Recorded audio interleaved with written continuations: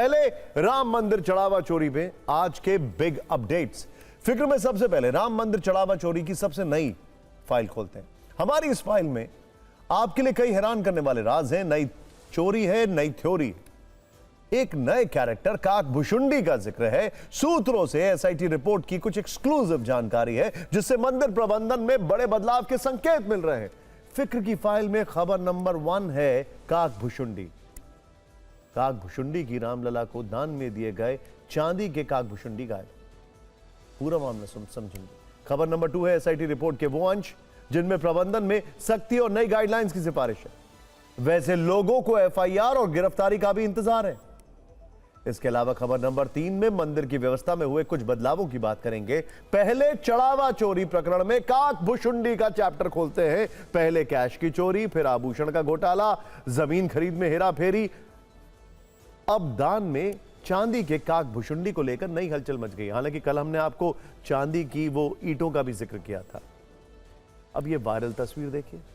इसमें ट्रस्ट के महासचिव चंपत राय के हाथ में चांदी का काकभुशुंडी दिख रहा है। उनके आगे एक महिला हाथ जोड़े हुए।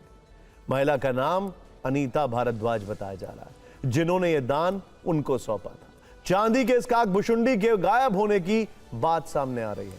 अनीता भारद्वाज का आरोप है कि उसने चांदी का एक काकभुशुंडी चंपत राय को सौंपा था। उसे कहा गया था कि रसीद भेज दी जाएगी, लेकिन उसे आज तक रसीद नहीं मिली है।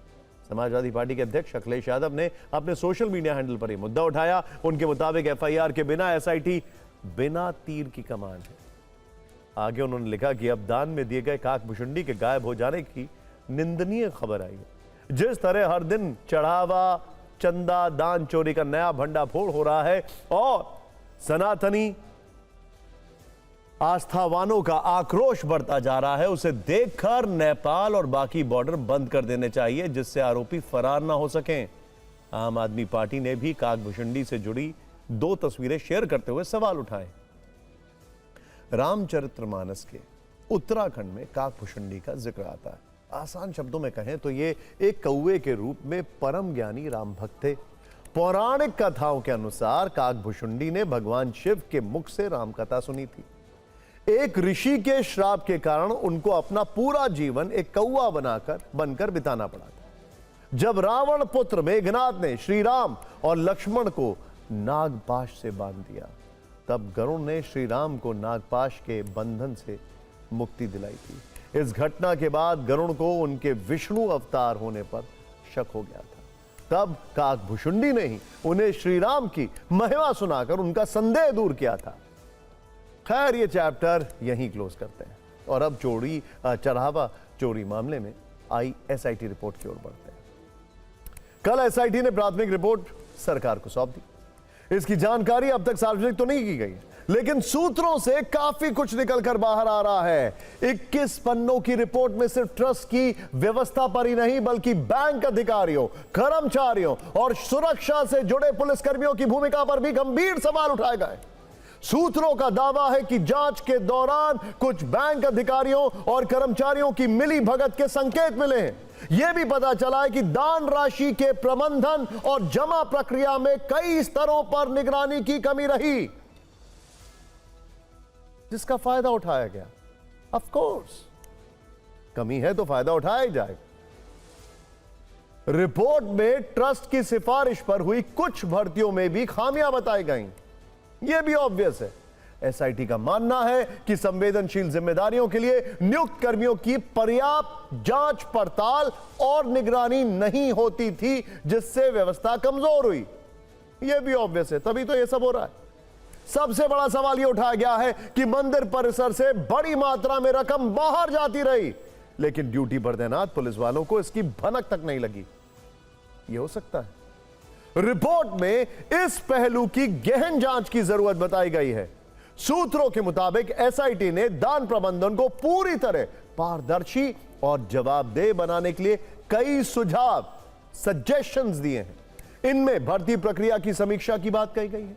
दान गिनती की व्यवस्था को और मजबूत करना शामिल है, डिजिटल निगरानी बढ़ाने पर जोर है और कर्मचारियों की जिम्मेदारी तय करने का जिक्र है। पिछले 5 वर्षों के चढ़ावे का ऑडिट कराने की भी सिफारिश की गई है। रिपोर्ट में ट्रस्ट के पुनर्गठन करने की बात लिखी है और मंदिर में सीईओ को नियुक्त करने का भी सुझाव है। सूत्रों के मुताबिक प्रारंभिक रिपोर्ट मिलने के बाद अब सरकारी स्तर पर आगे की कार्रवाई को लेकर मंथन शुरू हो चुका है।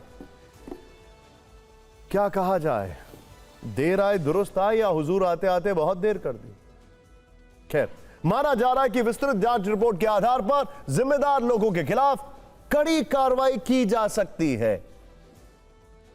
शायद इसी की भनक ट्रस्ट को भी लग चुकी है, इसीलिए वो अभी से अलर्ट मोड में है। मंदिर में व्यवस्था को लेकर बदलाव शुरू हो चुके हैं। सूत्रों के मुताबिक श्री राम जन्मभूमि तीर्थ क्षेत्र ट्रस्ट ने कई अहम कदम उठाए हैं। नई व्यवस्था के तहत हुए वो 9 बदलाव आपको बताते हैं जिनकी काफी चर्चा है। ध्यान से देखिएगा। अब दान गणना कक्ष में प्रवेश करने वाले कर्मचारियों के लिए बिना जेब वाले विशेष वस्त्र पहनना अनिवार्य है। सोचिए कितना दुखद है। अपने कर्मचारियों पर ही भरोसा उठ गया है, वो भी भगवान के दरबार में, इसीलिए जेबें ही गायब कर दी हैं। खैर, जेब गायब करने से कितना काम होगा जब नियत में खोट है। दान गणना कक्ष में मोबाइल फोन, बैग, झोला, पर्स और अन्य निजी सामान लेकर प्रवेश पर पूरी तरह प्रतिबंध लगा दिया गया है। कर्मचारियों को खाली हाथ में गणना कक्ष में जाना होगा। इसके अलावा अंदर जाते और बाहर निकलते वक्त उनकी कड़ी तलाशी होगी। दान गिनती प्रक्रिया की सख्त निगरानी के लिए गणना कक्ष में लगे सीसीटीवी कैमरों की संख्या बढ़ा दी गई है। पहले 6 कैमरे थे जो अब बढ़कर 10 हो गए हैं। सूत्र बताते हैं कि नई व्यवस्था के तहत गणना कक्ष में प्रवेश करने वाले सभी कर्मचारियों का विस्तृत रिकॉर्ड तैयार किया जा रहा है। गणना शुरू होने से पहले और समाप्त होने के बाद कर्मचारियों की उपस्थिति दर्ज की जा रही है। पूरी प्रक्रिया को दस्तावेजों में दर्ज किया जा रहा है जिससे भविष्य में किसी विवाद या जांच की स्थिति में रिकॉर्ड उपलब्ध रह सके।